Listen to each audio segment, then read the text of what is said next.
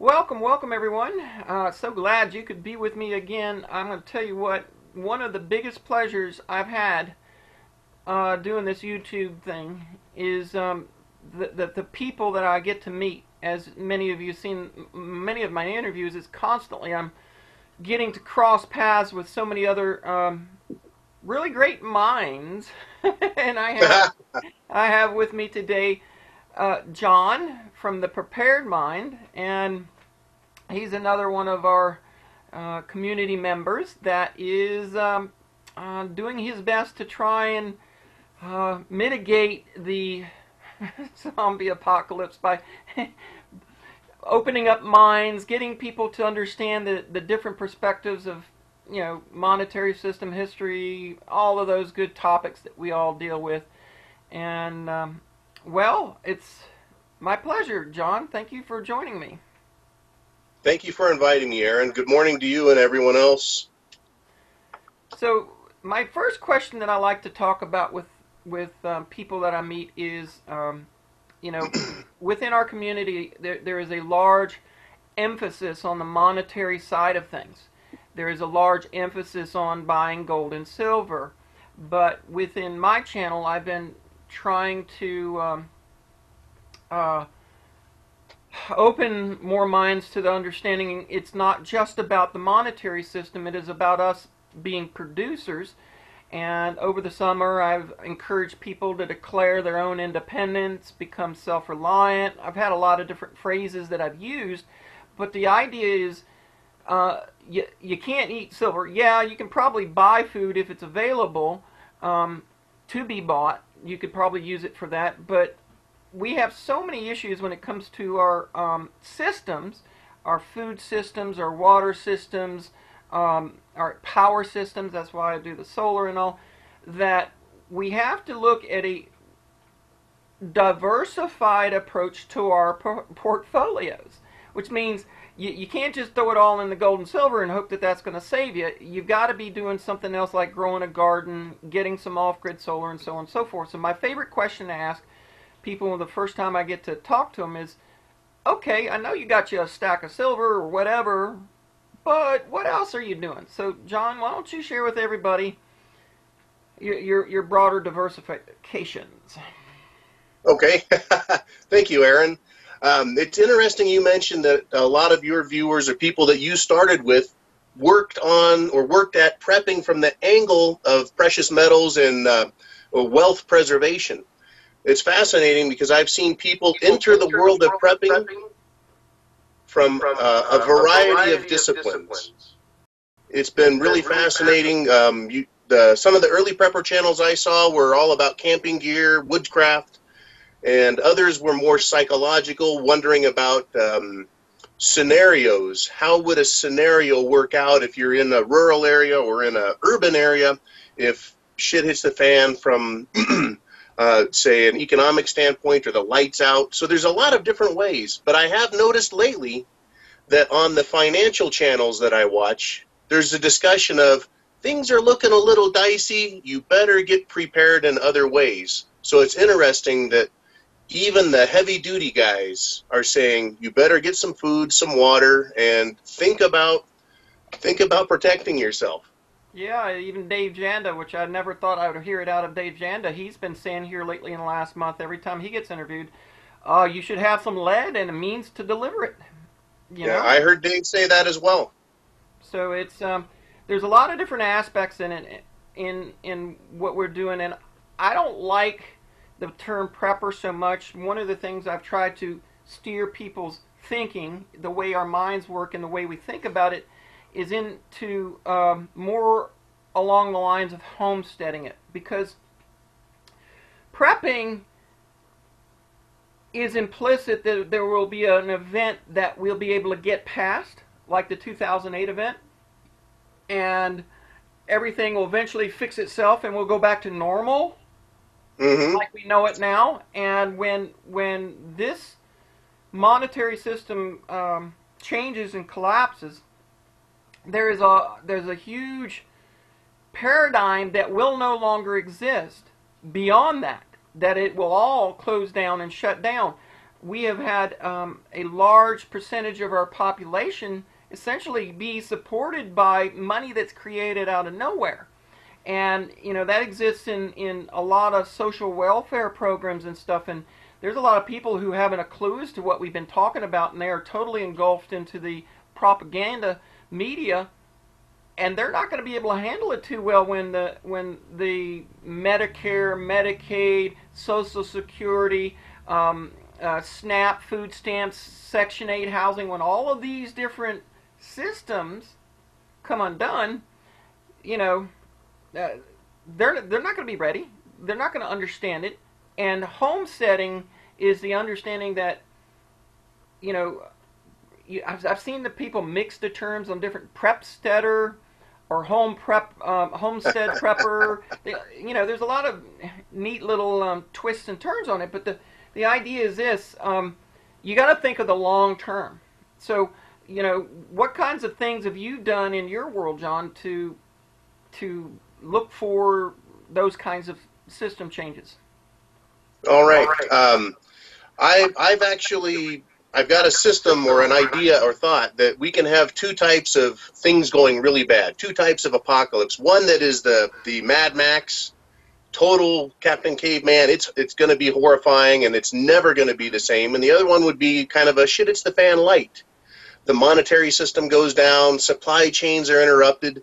In either case, I agree with you, you better have some homesteading skills. Even if, for example, we have an economic problem, we have problems on Wall Street, the monetary system's being reset, redevised.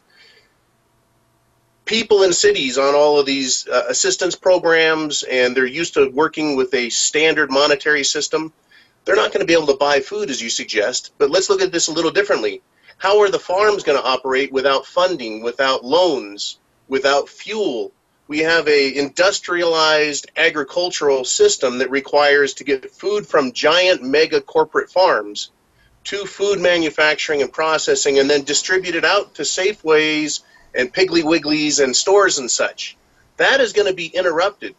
So all of those people, unless they've got homesteading skills, they're going to have one hell of a time getting food. So from where you're talking about, yeah, we need to have skills other than just a pile of silver or a pile of bullets, right? You better have some personal sustainability. So this is a tomato from my garden, right? I brought this tomato out last night for the video I did, or yesterday. My strong recommendation is that people learn how to garden now. They learn their geographic area. That is, every geographic area has different growing conditions. The length of the season, the growing season, the amount of temperature, and discover what it is that grows best in your area, and try and provide the widest array of fruits and vegetables that you can grow. And then determine what kind of yield you're going to get per plant or per, say, 100 square foot of any one particular vegetable. The reason being is you can store, and I recommend, 1 year's worth of food for everyone in your family or your group or your community, depending on the size and scale of the prepping you're doing. And then you better have some extra. But for that first year, you can live off of your preps. After that, you better be able to do this. You better have chickens and goats and pigs or something, but also the ability to grow your own food. And heritage seeds, very important, so that you're guaranteed that the production can sustain itself. You can harvest the seeds and keep going. Looks like you got some stuff. Yeah, I'd say you can start off with some good heritage seeds, but you added it in there. I wanted to make sure that seed saving is critical. Why would you pay $2, $3, $4, $5 for a little packet of seeds that might give you 10 or 20 of them in a packet, when I've got videos up on my channel from years ago on seed saving, where I fill up quart-sized bags full of seeds when I'm saving my beet seeds or carrot seeds and stuff like that. Then you have some that you can either barter trade with or sell or whatever, or you have enough to sustain you for some large crops for a long. So seed saving is a homesteading skill set that has virtually been lost amongst the majority of our population. It used to be 100 years ago, everybody had a garden. You know, before the 29 crash, the reason why we didn't have a mass die-off then is because everybody had a backyard garden. Yeah, everybody got poor, but they fed themselves. Now everybody doesn't. And there's one other aspect I'll throw in on this topic is, John, they're poisoning our foods. What we buy in the grocery stores is laced with chemicals, hormones, glyphosates, not to mention the stuff that's put into the airs for the weather modifications, the high altitude aerosol disbursements of heavy metals. You know, so one of the techniques that I always recommend is growing food indoors, building yourself some form of greenhouse or hoop house or something to keep those dusts and toxins off our leafy greens, so that we're not eating that too. That's a really great point. I do have some experience here that I want to share. Several years ago, it would have been 6 or 7, I built a greenhouse with the express purpose of growing my vegetables inside to keep them protected and also hold more heat in to extend my growing season. But what I ended up getting was a type of plastic that I was using, and it filtered so much of the sun out that I had poor production. It got hot in there, but there wasn't enough of the sunlight that our plants need to grow. So once again, use good research to find the proper greenhouse materials and do some experimenting ahead of time. I know that, in my opinion, we're coming to a very serious crossroads with regard to whether or not we're going to have bad things happen in the next 1 to 12 months. But if we get a reprieve, and I've said this for years, this could be it, right? And then we get a reprieve because manipulation continues. If we get a reprieve, we'll get another chance to do even more practice, more seed harvesting, as you suggest. And that is, it will be a great barter item to be able to give seeds to other people. It's like giving life. It truly is. But yeah, definitely work your greenhouse, figure it out. I'm a big fan of the concept of guerrilla gardening. I like it. I know it takes a little more time and energy to walk around to deal with it, but at least it's out of sight a little better. One thing I've noticed when I see people's gardens as I drive down the road is I go, look, there's a garden, because it stands out as a garden. So the guerrilla gardening, do you talk about that some, Erin? Well, I come from a different set of terminology. I have talked about it, basically hiding your food in plain sight, which means if you're in a populated area where you don't want everybody to see and understand it, most people don't even know what good food looks like if they see it growing on the ground. They can look at plants and they don't know how to identify the plant type, the fruits, and the vegetables that come off of them. So if you plant your garden interspersed with your landscaping, Lynette did a really good job of that, because when you walk around the front of her yard, it isn't quite as obvious, because there's one plant of this over here and one tree of this over here. It's not row cropped. And if you can plant your stuff in amongst your azaleas, or your this kind of decorative tree, but you've got some beets planted around it, or you mix your carrots in it, so that what you have is more of a jumble, and it doesn't stand out as a row of carrots and such. It doesn't stick out, and people aren't going to identify it quite as readily, because it's how many people do you know, John, think that everything just comes from the grocery store? Right, yeah. People think food is made at the grocery store. The level of ignorance, as you've pointed out, is it's literally beyond the pale for me to believe that the food comes from stores. It's just we go to buy them. Yeah. Another thing I like to think about, and I probably don't talk about enough, is the storage of our produce. And I know that as a kind of a giant Swedish-looking guy, you don't think of me as being a green thumb type. But I've discovered through practice that some foods store naturally for a very, very, very long time. Like soft fruits like tomatoes, if you pick them green, they can hold up without being processed a long time. Canning is extremely popular and very efficient. But I do believe that the less you cook something, the more nutritious it is. Yes, yes. And there are a number of squashes that I've planted that I literally kept in storage, not refrigerated, but natural storage. And I live in a pretty mild climate. It's got harsh cold winters, but it's mild summers. Anyways, I made them last 15 to 18 months. Yep. And so figuring out how long you can keep your food is also critical. I mean, it's good to eat, but figuring out how long it'll store in jars or canned, of course, they'll last a lot longer, but, it's terrific to practice. Root crops are some of your longest beets and carrots and potatoes. They'll store for a very long time.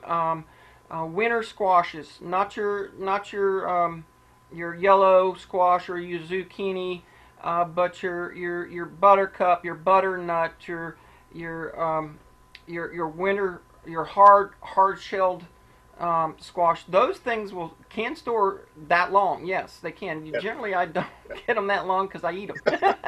Right. Yeah. I was shocked after 6 months, 8 months, 10 months. I said, I got to see how long these winter squashes will grow. And I didn't do my butternuts, but I did the winter squash. And I was surprised. And I took them in. I prepared them for dinner. And, a couple of them go soft here and there, and they're about to expire. But still, it was a great experiment and a good lesson to learn.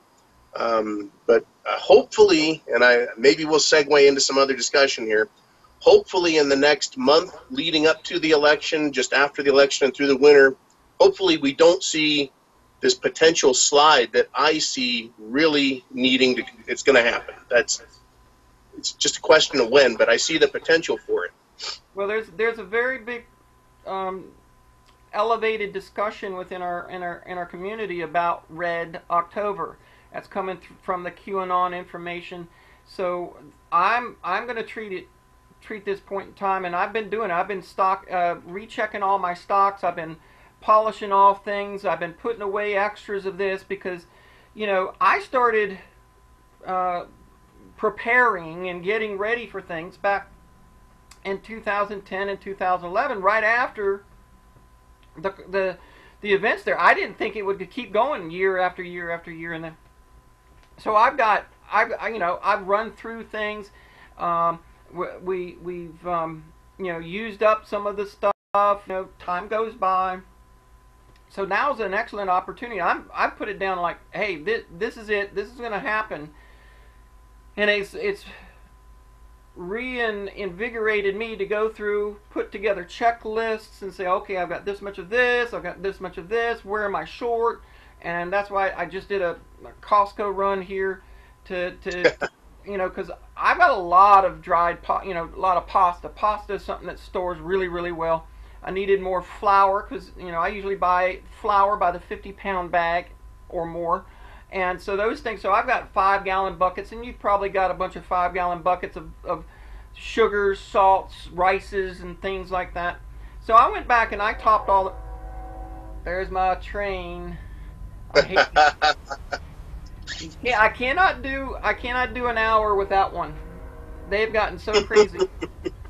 Last night was rough. We had 7 of them come throughout the night. But anyway, wow. I've gone through and I've topped up everything since we were looking at this potential for at least the beginnings of the reset, which I think it will. I mean, I don't think the reset's going to happen in a day or a week.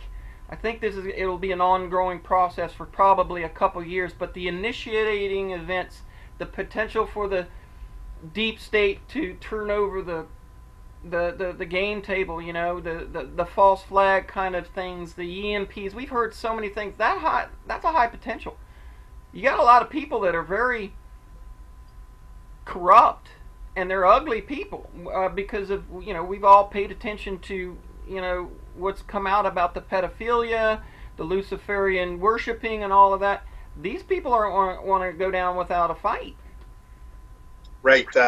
My belief is that they're not just gonna go away quietly. They're gonna try and take their ball and go home. They want all the power or none. I'm expecting that if they're exposed fully, that they're gonna go. And it's a term a lot of people have used. I like to use it, and it's just where you scorch the whole earth, burn everything, just destroy it all, let it all go, and intentionally punish everybody. And that's something that really, scares me. The potential for that. Back into the news lately has been EMP, the talk and discussion of it, not just by preppers, but by mainstream news, mainstream guests on the news, rather. And then just last week, or last Saturday, we had ISIL, ISIS, IS, I don't know what they want to call it next week, but rather the CIA-funded, trained, backed terrorists in the Middle East attacked an Iranian parade. And the Iranians got pissed about it. You can't blame them for getting pissed. They're not the greatest people. But the deep state, the dark state, they're not the greatest people. And so they're fomenting, as far as I'm concerned, another potential that would cause either the Iranians to take action, which can disrupt the West, or they can pull a false flag, light off a dirty nuke or an EMP device, or mess with us in some terror action. This is a potential I look at. And then just blame the Iranians and say it was the Iranians. Obviously, they're pissed at us. And so that I see that as a real potential, Erin. Yeah, John, it's scary to think about it because of all the different, I want to call them threats or pre-programming, because we know the elite really like to tell us what they're going to do before they do it. So there's so many things that have been said, it leaves one wondering, what shoe could drop, because that's why I just say, look, and I'll say it again for anybody who's just now seeing us for the first time. I have had a question that I ask my groups, the people that I talk to, the people I visit, the people I install solar systems for. There's one question I ask everybody, and that's this. An event occurs. We don't know what it is. Name whatever it is. Whatever event occurs happens. And it has ramifications that are so significant that you need to go home. And you need to go to your home where your base is, whether it be in an apartment, whether it be a small city lot, or whether it's a nice 10 acres with some goats and chickens and stuff. Whatever you're at right now, you need to evaluate it for this question. And the question is this. The event has occurred. All systems go down. The grids go down, at least sporadically in areas. Water systems may go down. Food delivery systems, and you can't leave your property or your apartment or whatever. How long? The question is, how long can you make it there? And that answer, you need to think about everything that you have in your on your home, your apartment, your plot, your land, whatever it is. You need to think about your resources right there into how you can make it if the main things that you depend on falter. The answer to that question is what should motivate you to do what we're talking about.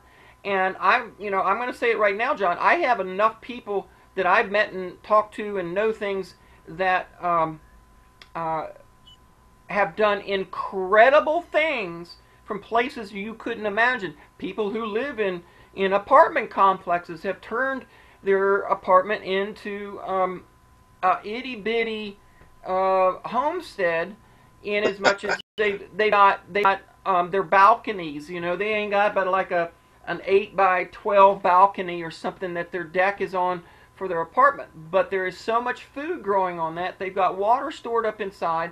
They have little micro solar systems where you throw a little 100-watt panel off the balcony and charge enough for their radios, for communications or cell phones, or possibly internet if it's up. that they have enough to get those basic things, run a freezer, refrigerator, that kind of thing.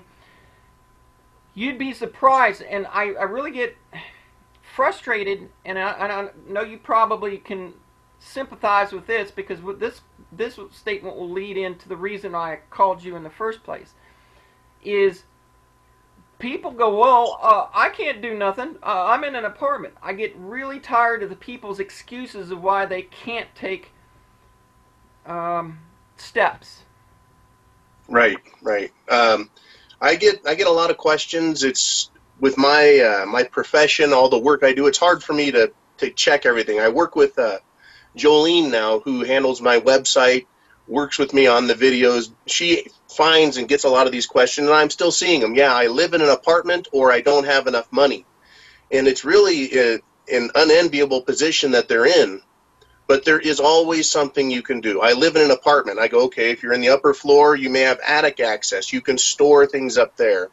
The discussion about planting on a balcony, it's amazing the yield you can get if you're a small person or a small group, small family.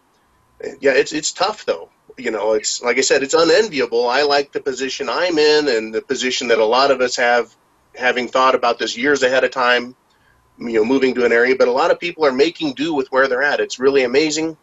At the same time, there's always risk. Yeah. Right? There's always going to be the risk, but yeah, there's really no excuse. Geez, you know, and I hate to sound like a jerk, but if you know and you believe and you understand, you followed the facts, you followed the history, you followed the finance, you followed the politics, you know it's coming, you should do something, by golly, you know. Yes. Yes. And while I say have a year's worth of food, if you have 3 months worth of food, that will at least get you past those first couple of months of real harsh uncertainties, where the most stupid, I think, is going to happen, right? When the power goes out, like you're saying, whether it's intermittently or permanent for a week or two, people are going to panic. They're going to do stupid things. Law enforcement, we don't know what it's going to do, whether they're going to bug out. In my area, a lot of the law enforcement I've talked to, they're going to bug out, which means we're going to be without the rule of law to a large degree. Other areas, they're probably going to go into a pseudo-military or martial law condition. We just don't know. Well, we're hearing from Q, and we're hearing from certain groups that there's the potential for this mass arrest due to the indictments that are out there, and that there's going to be, in order to catch the deep state off guard, that they're just going to swoop in and try and round up as many as possible. That would include and almost insinuate that there has to be martial law in certain areas. In which case, you know, the military or whatever authority there is going to try and shut things down. Now, you may not lose power in that situation, but we're in that point where the majority of people only got 3 to 7 days worth of food in their house at best. Right. Yeah. And we've all seen what's going on in the Carolinas due to the hurricanes. We've seen all of these other issues that's been more than enough reason for us to make changes. So that's going to lead me into the entire reason. I was watching one of your videos, John, and you hit the nail on the head on this, because we have been, for all intents and purposes, preaching this information for a long time now, and nothing seems to have happened. But even though we are all observing the events that are occurring, because nothing's happened, you know, we get a lot of complacency that has started to build back into a lot of, even the people that were kind of on board have gone, yeah, you know what, you've been saying this for years, Erin, and ain't nothing happening. They'll just keep it up, and they'll keep it up. And you came out and said something about crying wolf. Why don't you share that message? Okay, yeah. Well, everyone's familiar with the boy who cried wolf. He wolfed this and wolfed that, and everyone would run and get ready to take on the wolf, and then the wolf wasn't there. Well, eventually they got pissed at the boy and said, quit crying wolf. Well, one day he really sees the wolf, right? And so He cries wolf, nobody reacts, and the wolf comes in, he eats everybody, eats their sheep, destroys everything. So that's the lesson to be learned. One, you shouldn't cry wolf, but the other one is, the wolf's going to come eventually. That's kind of how I look at that story. It's coming. So, yeah, we've been saying for years this is coming. We've also seen unprecedented economic manipulation. We've seen unprecedented political actions being taken. It is everything right now. We're living in a state of unprecedented activity. It is wild to me what is going on. But yeah, we haven't had shit hit the fan yet. Now, I started prepping when I was 14, believe it or not. Oh, goodness. I was a Boy Scout. I thought, oh man, I can't believe what's going on. It had to do with gun control and other things. But as I've gotten older, I keep seeing it's like they're closing all the doors, the escape doors that would lead to freedom, prosperity, and safety for everybody. In the last few years, those doors are slamming harder than ever. So on a weekly basis, I do a weekly wrap-up, and I talk about the events and go, are we getting closer to shit hitting the fan, or are we getting further from it? Are things getting better? And things are not getting better. Whether we're talking about economics or politics, the social conditions, right, which is the division between people rather than loving everyone, loving your neighbor, getting along, regardless of any of your demographics you live in. We should be getting along more. Instead, they're making it harder to get along with people. There's all these divisions, whether it's racially motivated or whether it's politically motivated. They want us divided, so we're at each other's throats quite a bit. So yeah, crying wolf. Yeah, I'm saying, look at there's no escape path. There is a path. It's what we're doing together. The biggest thing is, those who have been following my channel, I've talked about community, and I'm working to build that with a lot of people who have come together based on that. They all want it, but the problem is we're all kind of sparse. Everybody's in their own little neighborhood. They're the one woken up mentality on their entire block. Everybody else around them is like, you're crazy, tinfoil hat wearing. So we've come together online.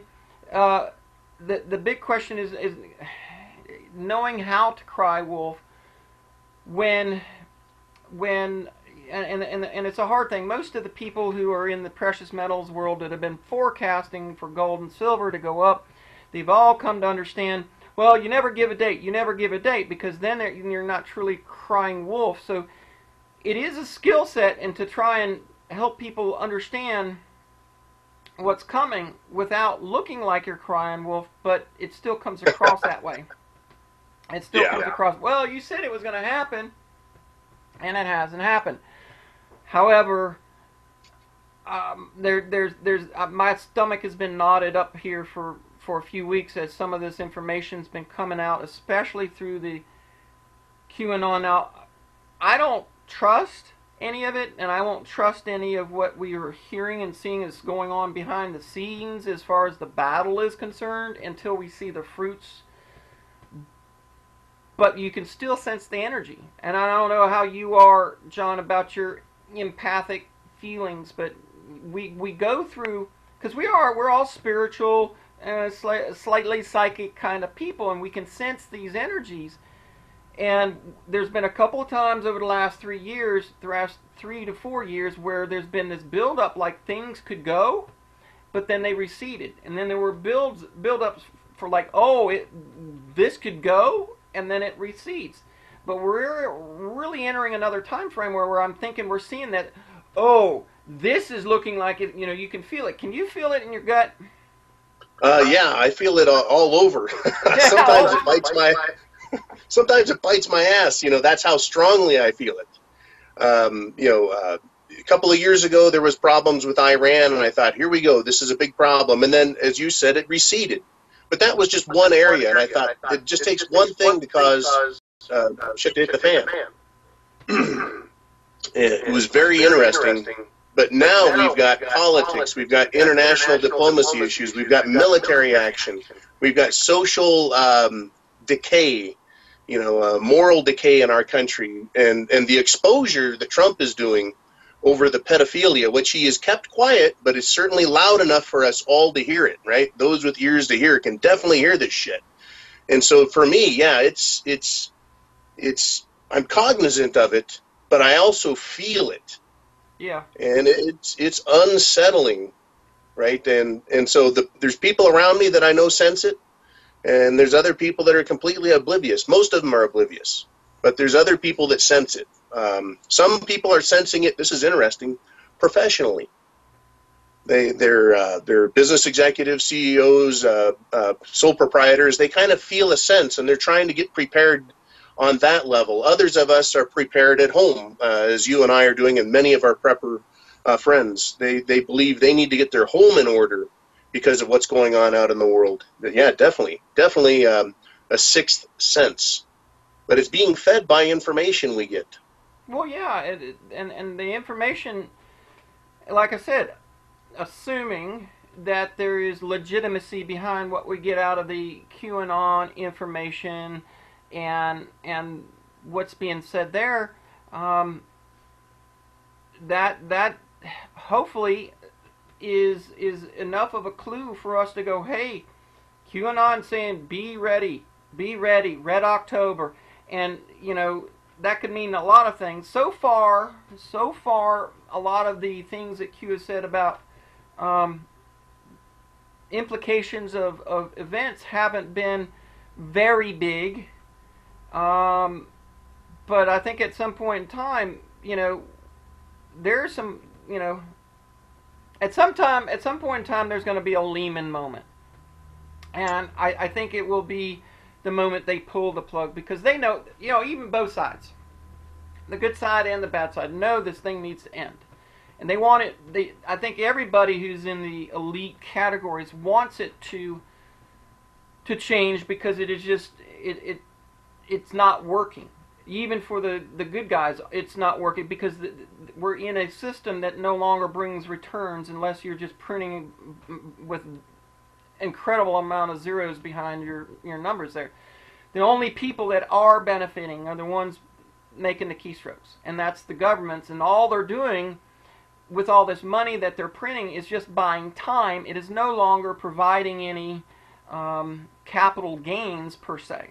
So the indicators, and of course we've seen, God, how many economic numbers that have come out that have just basically said we're already worse off than we were in 2008. Right. The Lehman moment was really interesting. That's a great way to put it. If we look at the Keynesian economics, the idea was the government floats or loans or creates $100 and gives it to somebody, and they turn around and create $150 or $200 with that $100 investment. Today, they're not even getting a one-to-one return, meaning they put out $100 and it creates $90 or $80 or $70. So it's an actual loss. Yeah, we're going into debt over this system. So the Keynesian economics of creation by borrowing from the future for production today, it's not working. It's failing. It's very, you got to fly there. Yeah, it's a mosquito. It's not working. Yeah. Those little suckers, so get you. There's a group of people that I work with kind of behind the scenes. I call them my research group. There's an idea that got floated around this morning, the Lehman moment. Is it going to be natural or can it be created? And so we talked about the politics right now. The Democrats need to win and have a blue November, right? So they need an event to happen that makes Trump look bad, makes the conservatives, the financially conservative people look bad. They want to excite their base, the Democrat commie base is what I like to think of them as, and kind of dissuade and push down the red side, the conservative, how do you describe the Tea Party? Everybody who wants freedom. So how hard would it be for somebody who's known to be both very wealthy and basically a scumbag, someone like George Soros, for them to pull all of their money out of a sector of the market, him and his compatriots? I caught it and let it go. I caught it and let it go. Problem problem is I need a mosquito net around the bed, because we lay here in the bed and I'll wake up with 3 or 4 bites and just itching like crazy for about 3 hours. I hate mosquitoes. Yeah, there's a lot of them around here. So Yeah. So the idea is, can they sell off? Obviously, if the market is elevated as high as it's ever been, right, we're at the top. That means George Soros and all of his rich Democrat socialist buddies, they all bought down low just like everyone else. It's inflated. They could sell off, make huge profits, and make Trump look bad and push their agenda. They could cause the Lehman event. oh yeah, And we don't know if they're going to, what sector of the economy will they do it in? it's all going to be at a click of a mouse. It's been documented already. Been documented that the big boys, the CEOs, CFOs, all the tops of all these corporations have already sold off their stakes. Lynette Zhang's done a good job of documenting that over the summer.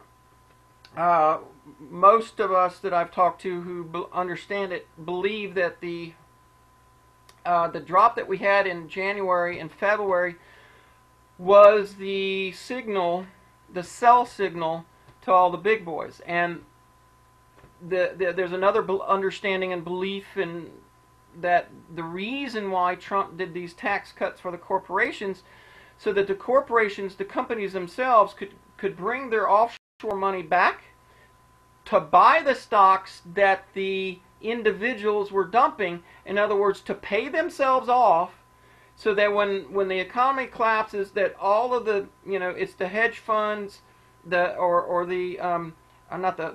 retirement funds, the 401ks, the city workers, the people whose pensions are invested in this, would be the one that left holding the bag. And we've had all summer long for everybody who's up top and knows what's coming, because the warnings have been out there. You've had all the major money guys out there all say, I'm getting out because this ain't working. So there's been plenty of time for that. That's one of the indicators to me that we're at the end of this game, is because all these little puzzle pieces of when the end occurs has already been shown to us. We've already gotten all the data. The data says it's over with. It's game over. That was my last video. Game over. And now it's time for the reset. So I'm standing firm, John, on my belief that all this has to go down before November 11th, because there is some kind of event that is scheduled for that time. It was supposed to be this parade, but there's still hints, all kinds of hints in the alt media about this 11/11 date. Even Q and Trump have both continued to let it be known that there is something that's going to occur on that date, and it's supposed to be from the good side of like bringing the country together, because that's originally what we were hearing. Is okay, that'll be the victory dance, which means if that's the victory dance, something has to happen before then, right? That's correct. Yeah. We got to flush the toilet before then. So Right, it's going to be very strategic as to who pulls what first, whether deep state, or whether it's You're right. the supposed good guys. Which one makes the first move here? And that's why I think this whole Kavanaugh thing was such the last move on the chessboard for who's going to make that move. Right. That's a terrific observation you've made. Who strikes first? And which move is better? Is it better to react to someone else's move, or is it better to be the one to strike out first? And it's a great question to ask. Unfortunately, you and I can't know. Nobody can know except those people at the very top. Are they going to have a reactionary move? Is Trump going to make a move, and then the cabal, the Illuminati guys, are they going to make their counter move and scorch the earth? And is that what Trump is trying to avoid or minimize, is their response that can cause shit to hit the fan in a way that causes it to tumble out of control, rather than be something they can control, damage control.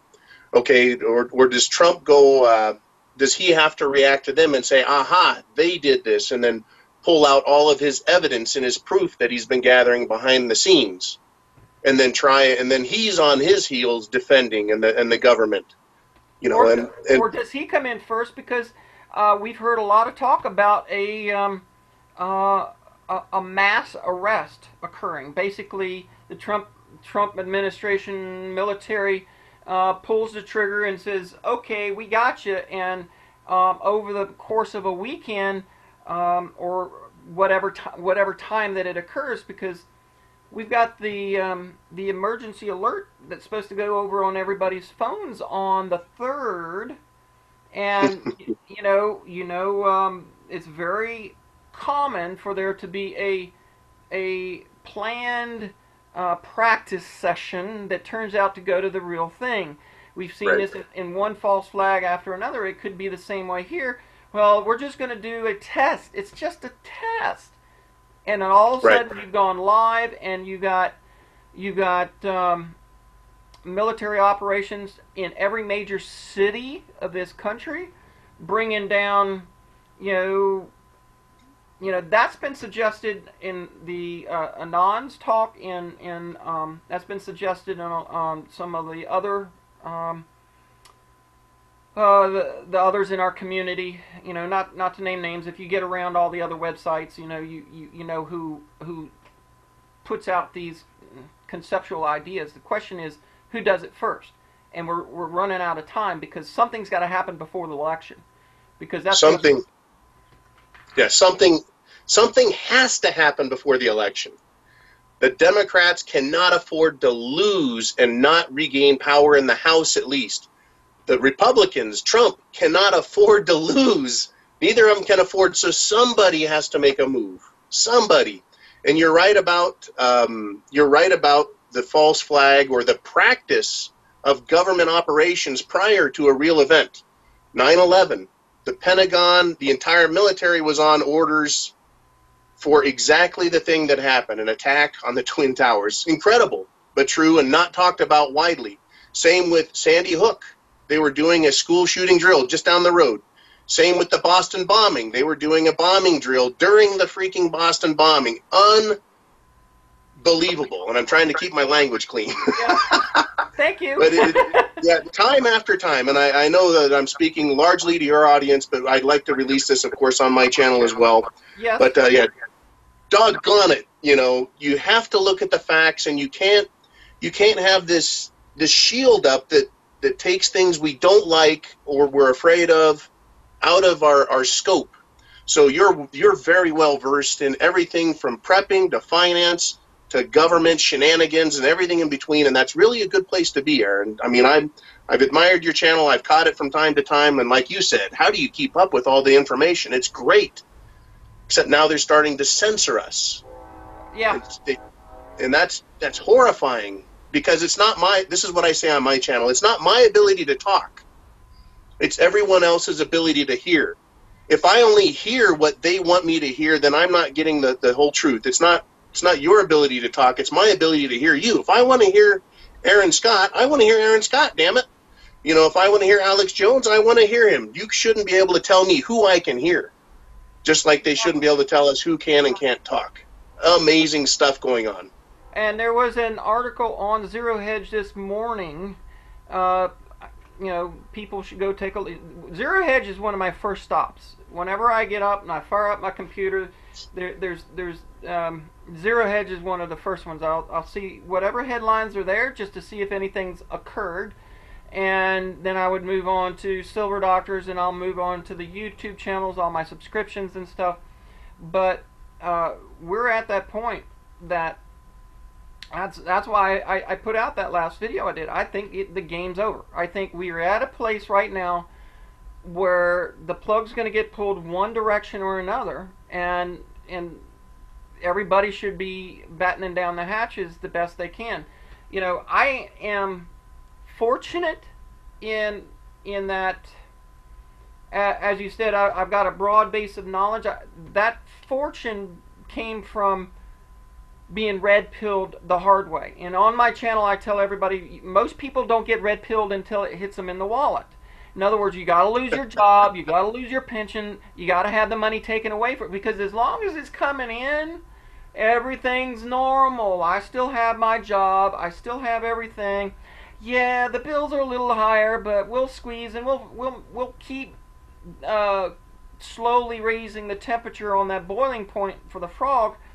But for all of us that lost the money, we felt the boiling point real quick, and fortunately we were able to jump out of the water quick enough. So the last 10 years being self-employed, where I didn't have to go to a 9-to-5 job and I only had a project here, or working on growing food and taking it to the market here, that left me very much in charge of my time, and that allowed me to spend every waking moment that wasn't doing some project or something where I was making a little bit on learning. So I've got literally 10 years of what I consider education now, because in 2008 I hadn't a clue about what was going on in this financial system. And when I was in my last engineering position, I was sitting there listening to it like, the news. Of course, it was propaganda back then, but I knew, my stomach was like, oh my God, this isn't right. And then I lost my job, my second job, lost the one in California, in your neck of the woods, in the Bay Area, and then I went back to the East Coast and lost that one. And as I'm seeing all the industries shutting down, I'm going, this is not going to end well. So I had to understand it. Yeah. And I've had the pleasure, so that the part of my deal is I know it's my gift to give back, just as you do. Once we learn things, we feel compelled, called to by God to put it back out there for as many people as possible, because we know just how detrimental this is going to be. Yeah, it's going to be devastating. I am a general contractor, land developer here in Northern California. But back in 2006, we started to feel it. In 2007, we really started to feel it. I was able to pull the parachute and escape, and I wasn't harmed by the downturn, not to the degree that a lot of people were. It was a huge lesson learned, but one of the biggest lessons I learned there was I observed what was going on, I made preparatory moves, and I mitigated the loss, the damage, the pain, etc. Now, they pulled some things they've never done before, which was the TARP money, and then a couple years later, as things weren't better, the quantitative easing. And then we've learned through people like Rob Kirby that there's an exchange stabilization fund, which is a dark pool of money that they're using. They're playing other games with precious metals on a sovereign scale, where they're stealing gold from small countries and demanding their gold back for reasons that we probably don't have time to discuss here, but Lynette Zhang has covered and a lot of others have. But yeah, the lessons learned, and I'm happy to pass them on, what I've learned and my thoughts. But I always tell people, I'm only the expert in John's world, my world. Everyone has to be an expert in their world, where they live, their geography, their social conditions, their political conditions. And when shit hits the fan, when all of the chickens come home to roost, whether it's a major one or a minor one, our world is going to get much smaller. Who's going to care what's going on in Washington if we have no power, or we're having a hard time getting water or food? Our world is going to get small. So I say a 10-mile radius, or how far can you walk in a day? Which means how far can someone walk to get to you, to either bring you news or do some harm to you. That's going to be our world. So, if you can position yourself where your world is full of good people, that's terrific. If you live in a place where it's mixed, or you've got a lot of bad actors, it's going to be harder. So plan accordingly, be your own expert. And then, of course, listening to a variety of sources allows us to compare and contrast ideas, concepts, and opinions. Some people are very much homesteading. Some people are very much all defense and guns and bullets, and other people are a combination of everything. And I believe that, the more well-rounded you are, well-versed, the better off you'll be when shit hits the fan. Yeah, and the more likely you are to be able to help somebody, and ergo, that's why I'm hoping that your original second analysis of how this thing can go down is the more likely. I hope that Mhm. that the fall is going to be a little slower in some aspects, because I do want to take advantage of stacking the silver. I would like to be able to get my land. I tell everybody on my channel, I want 100 plus acres. I want enough land so that if people do come, I can put up some housing and have people come back to a more organic lifestyle, and help grow food and help with defense and stuff. Like I say, I have a lot of knowledge of how to do things and build things, and I've got a lot of preps or equipment and gear that's put away that will be good for me. But again, as I've said, I could go off in the woods and be just fine by myself, save one thing, and that one thing is I can't stay awake 24/7, 365. And if we do go full on Mad Max, you got to have some community around you to take watch, because there will be roving gangs. There will be mindless zombies that are going to go around trying to take what they can. Mhm.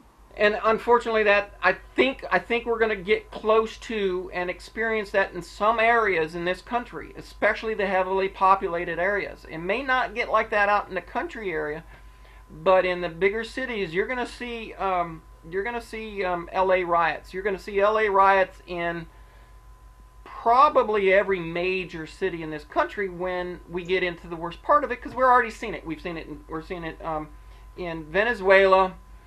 We've seen it in Argentina to some extent. We've seen it in Turkey to some extent. We've seen it in Greece. We've seen it in Cyprus. We've seen it in India when they tried to take away the paper currency. There was major problems there. So it's happening. Mhm. The question is just how fast. Right. The international incidents are underreported here in the United States of America. We like our news sanitized and pretty and smelling good, so they don't want to talk about how bad it really is. But we have instances like you're saying, the LA riots. How about all the murdering that's going on in the greater Chicago area? There are what I call little hot spots, and I know they'll flare up when there's any sort of civilization pullback or governmental system pullback. If they pull back, EBT cars go down, or there's a food shortage in an area, or we have like in the Carolinas, the hurricane. It causes a shortage of supplies and a shortage of services, and people, if they're not well prepared, they tend to panic out of fear. Fear is a huge motivator. But if they're not prepared and the fear hits them, then they have to go somewhere else, and that's when they're going to look to victimize other people. Unfortunately, I think there's going to be a lot of good people that do bad things, as well as the bad people that do bad things.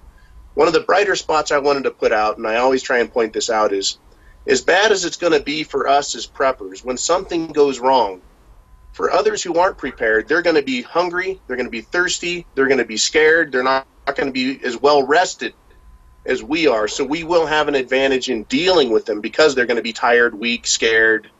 But that also makes them a more dangerous animal in a lot of ways, Erin. So we need to be cognizant of that, and then also understand the advantage we have, plan accordingly, and if we get a chance, as you suggest, we should help people, but also understand the threat that other people represent. It's going to be a strange line. For your area, it may be good. 100 miles away, it could be hellish, and we just don't know. We just don't know. Well, we do know, because we've seen all the examples. We have learned about all the examples. What we don't know is clarity and timing. Those are the two variables that we can't nail down. We do know what's going to happen because we're watching it occur everywhere else. What we don't know is how severe in my specific area, and when do we reach those conditions? Because even Trump has said it in his tweets. Things are going to get rough. Things are going to. He said there. He's already said the market's going to take a hit. He came out and did the declaration. For one, he declared into a national emergency in several ways. There's several ways that we've been already declared a national emergency. He's talked about it on the financial end. He's also, went through, Trump has declared, September is National Preparedness in the month, and I think he did that in September for one main reason, and that was to say, this is it. We're at the wire. This is the last 30 days. Get your stuff together this month, because, all the suggestions that next month is going to be Red October, and that has a potential for a lot of meanings. Could it be the red wave? It does. Red wave from the election standpoint? Could it be the red wave because there's blood in the streets because of the markets and everything shut down? Could it be the red wave because they do all the rounding up, of all of these Luciferian pedophiles? How about the red wave of communist insurrection? An attempt by the progressive socialist Democrats to take over in not a soft coup, but maybe a hard coup. The potential is there. Well, supposedly, I don't know the validity of this, but supposedly there's already been as many as 11 assassination attempts on Trump, from what I've heard. Right. I don't know. Like I said, I'm not behind the scenes, and I can't validate any of it. But we're at a very critical point here, John, and you do. Now, like I said, I feel very fortunate because of my position on YouTube here and sharing what I've done, to have met so many people such as yourself, and really had a chance to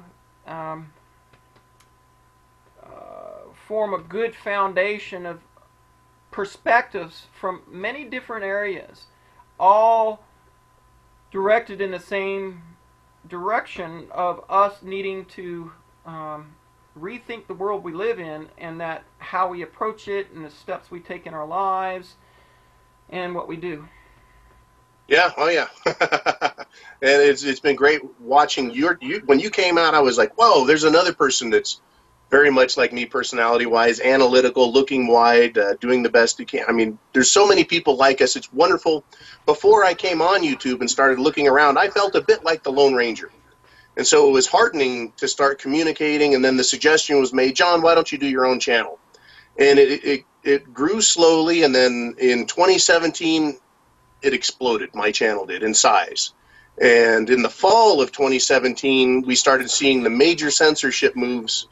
And preemptively, I got, with the help of Jolene, a website. She started doing Facebook. We have the preparedmind.club, which is a store and a blog and a lot of different things. But if they shut us down off of YouTube, I wanted to be able to host our own information. And now look, Alex Jones has been kicked off of all social media. Yet one more clue, he and others, that we've got to be prepared for what is coming. There's a huge information war. There's a huge financial war. There's the potential for social unrest. What a mess. Get prepared. I always say chance favors the prepared mind, which is my channel name, and is yours. Are you that prepared? Exactly. So you've got to have it up here as well as our preparations. You've got to have a mental attitude. So just a brief question, because to get to know you, do you have dabbled in the cryptos in any form or fashion? I do not like cryptocurrency. I don't trust it yet, but I do see the technology as being somewhere that we will have to go if we prevent ourselves from going full on Mad Max. We're going to have some form of monetary transaction. I do like it, but I think there's a lot of changing, sorting out problems, working out issues that has to be done first. I have dabbled in it, and what I was going to suggest, and I don't know if you've heard of this, but I'm doing it with my channel, because you just mentioned backup. So I'm going to make a suggestion to you, John, is, of course, I'd started with Steemit. Okay, I went on to that. I didn't like that platform because of the structure isn't very good. So I was waiting for another place. I went on to Real.video, and I know you've heard of them. Mike Adams set that one up. But they don't have the functionality anywhere near what YouTube has for hosting your videos. What I have moved over to is BitTube. BitTube. SHTF.tube. And I'm going to suggest you take a look at it. For one, it's set up in a way of the crypto world, but they have already gone through and set up a lot of same types of tools and techniques for you to use, very similar to YouTube. So it's not far off in functionality as YouTube, and there's a really cool thing about your ability to migrate. Right now you have the ability to transfer all your videos over. You can literally import your whole YouTube channel over and have it on a different platform. I've done a couple of videos with Brother John F., if you're familiar with who he is, and we've been talking about backing up, because Q warned us. We've been told. It was an article on, like I said this morning, another article on Zero Hedge this morning about, Twitter. Twitter is now going to be blanket banning on certain things, and that it's going to go to Google. Well, Google owns YouTube.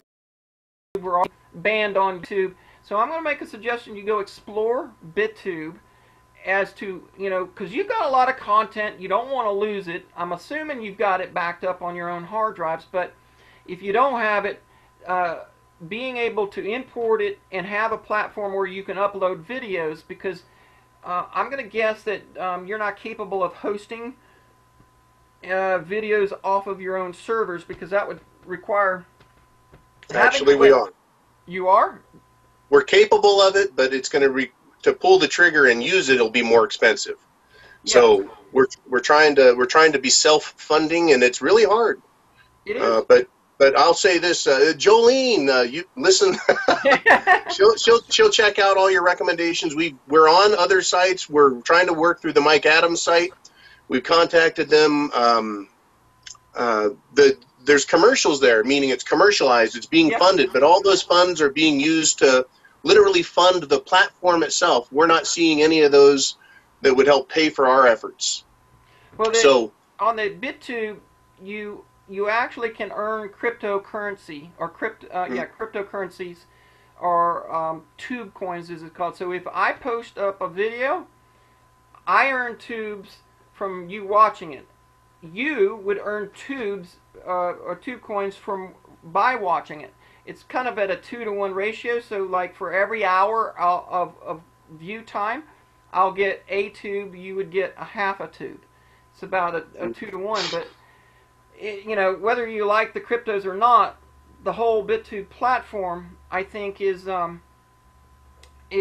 way that you could shift over without having to host it, because hosting is a whole different world than just having a website up. Because if you get 2,000 hits on a video in a flash, and I've had videos that go up and get 1,000 hits in an hour. That has the potential to bring down a privately hosted system. You need to have some pretty big equipment for that. Right, correct. And there's an expense to it as well. Yeah, an expense. So I release information publicly on YouTube every week. We do our weekly wrap-up is public. We do an older video, then we do some teaser videos and some other stuff. But for the most part, my 6 days a week on Patreon. And so there's $2 a month to go to the Prepared Mind on Patreon. It's a tiny amount, but what that does is it helps fund our efforts and fund the website, as well as the sales that occur at the website. So, if we were to host our own videos and they're only available through our channels, that way we keep, and it's a terrible thing, right? We keep the cost down, but then it doesn't spread as wide and as far. Yeah. Which is, I want the message out, but can I afford to broadcast to everybody? And so it's a two-edged sword. And the jackasses in charge of Google and YouTube, they know what they've done, and Facebook, how they've really hampered us, and they want us to shut up. And we've been warned. We have been warned that they may come down.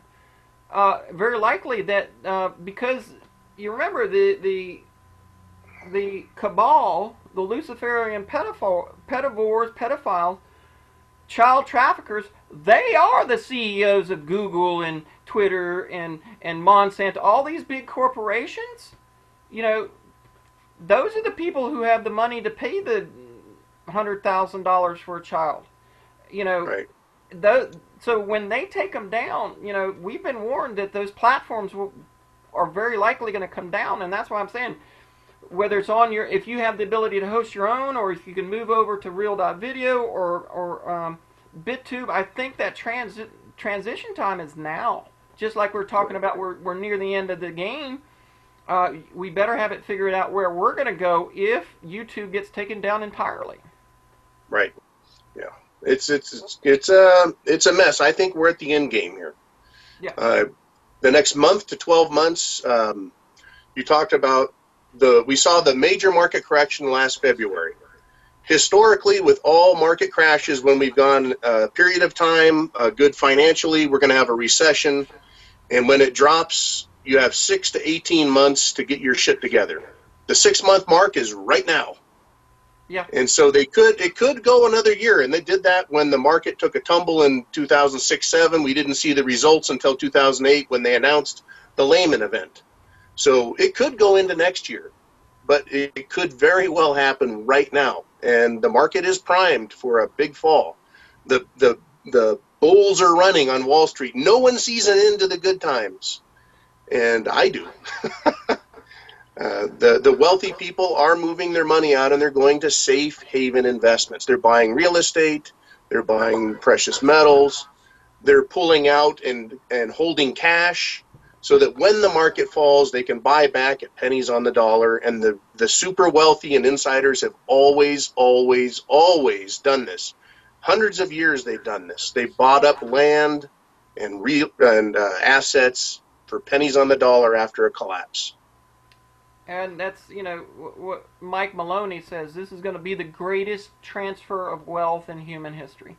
And Correct. if you can tough it through, this crash doesn't have to be scary at all. It can actually be a very good step forward in a family's financial world for basically creating generational wealth. If we don't go into, you know, somebody gets stupid and they start really hitting the big red button and popping off nukes and cities just start going up in smoke. If we don't have that happen, which I don't think we're going to, then yeah, we're going to go through about 10 to 15 plus maybe 20 years of really, really, really hard times. But that's going to give everybody to get their minds back into a better frame of where we're going. We'll have to start cleaning up our environment. We'll have to start cleaning up our everything, educational system, our food production system. We will be in cleanup phase for decades. Right. But that will be a good thing, and then, you know, eventually, those of us who have the resources will be able to make the better choices because it'll be in our hands. Correct. So, but like any great change in political, social, economic paradigm, there's a price to pay. There was a price to pay for the American Revolution. There was a price to pay for World War II. There's always a price to pay to eradicate evil or make changes for the better. So that's what prepping is about. It's seeing that there's a paradigm shift, a change. We don't know what's on the other side, but there's going to be a price to pay. So if you pay for it up front by prepping, and it's all insurance. You can eat the food, drink the water, you can sell the assets, and guns and ammunition are always valuable to either save your life or to trade away later. You know, you don't have to use them the dangerous way. They could end up, you know, being beaten into plowshares. You don't know, but by prepping, you're investing in yourself up front. Yeah. Anyways, great talk today, Erin.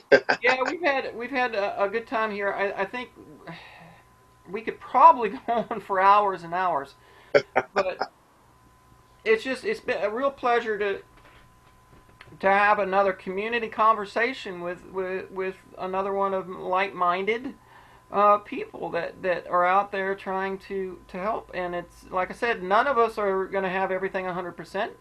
You know, I say listen to all and follow none, and we just keep sharing the best of our knowledge so that others can hopefully benefit. Yes, exactly.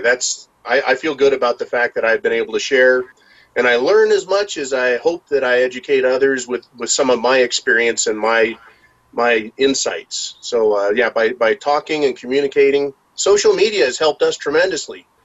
To the chagrin of the deep state, who wanted to use it for their political, social purposes to direct people's thinking. We've been able to actually meet each other, find each other on here, and help each other think the way we want to think, and then use this as an exciting tool. Hopefully, we can recover that. Hopefully, they stop this censorship and break up the stranglehold they have on us, as well as release and free the commercial side of it. You know, that's how they punished. We've lost so many good channels to either outright censorship or by defunding them. Anyways, yeah, what a great conversation. Thank you so much for reaching out and contacting me, Erin. It was a real pleasure. Like I said, the affording that this channel does for me, it affords me the ability to do things that I would not normally be able to do, and that's to not only talk to wonderful people like you and Lynette and David Morgan, and I can go down a list of all the people I've had an opportunity to actually become friends with. I mean David Morgan and I will talk probably every week or so. You know, I've got a good working friendship built with brother John F. Now we're talking 2 or 3 times a week at least, and you know it's like. It's a pleasure. It is a real pleasure to have so much wonderful people come into my life from this. I just wish, my only thing is I want everybody to move next to each other. you come down and you get that farm over there, and I get so-and-so over here, so that we can actually sit around a bonfire and drink a beer together or something. You know, that's that would be wonderful to, yeah. I get invites a lot. If you're ever in this area, or you're ever in that area, stop by. You know, you can have a scotch and a stogie with me. A lot of that. A lot of great people out there. And I wish we were in a smaller area, like maybe the state of Hawaii or the side of Rhode Island, you know, where it's so small that we can actually walk down the street and see each other. As it is, I have people yell at me in parking lots where I drive around, and they go, "Hey, John, how you doing?" And I'm like, "Who the hell is that?" You know, and I realize... you know, that they've seen me on YouTube, and it's interesting, it's fun, and it's a great community to be a part of. I feel very safe within the community of preppers. Yeah, you know. Yeah. So maybe we'll do this again when things get hairy.